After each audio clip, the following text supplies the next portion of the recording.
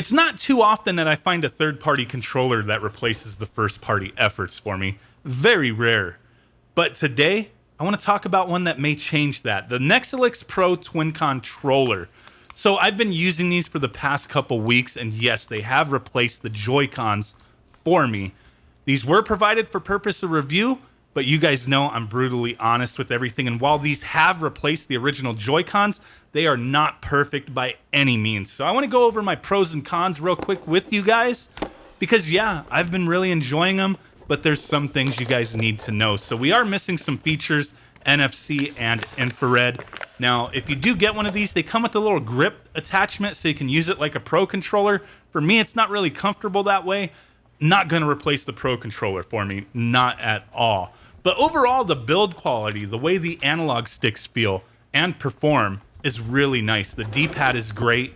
You could possibly stand this thing up, spin it like a top if you're bored. I don't know. The buttons are square shaped. That's the one thing I don't like, but I'm used to them being round, but they do have a rounded edge and I've gotten used to them. They really don't bother me. So just taking a look at all the different angles here, you do see the USB-C charging ports on the side there, and those kind of annoy me with the way they protrude.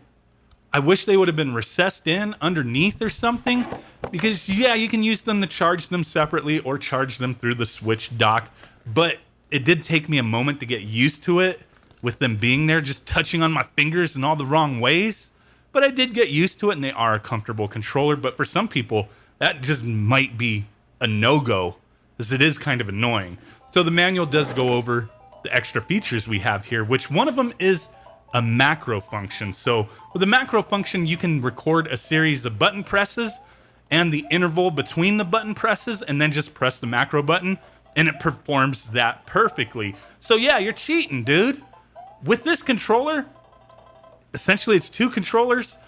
It cannot be done together with the D-pad and the face buttons on the right side. There's a macro button for each. You can combine it, but it's kind of, I don't like the implementation. I don't think there's any other way they could have done it. It's not a feature that I care for with how it works here. You also have turbo functions just like turbo normally would. Hold the turbo button, press the button you want to assign turbo, and then you got turbo. Repeat it to turn it off. Big deal, right? So for me, I never used my Nintendo Switch in handheld mode just because I never liked the original Joy-Cons. And this remedies that for me, but I still prefer to play on the big screen with the Pro controller. But when I do want to play in handheld mode this way, these are legit for me. But I did just want to point out, my little pros and cons, because there's some things that some people will be bothered by and other people won't. So just had to give you guys everything there. It does fit in the original dock just fine, but with the shape of the controllers, you got to be a little bit more precise to get it in there, but it does fit just fine.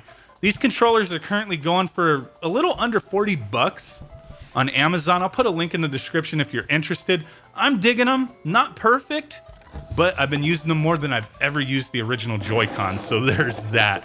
Really do appreciate you guys. Let me know what you think. And with that said, I will catch y'all next time. Peace out, bye-bye, and boom. Bye.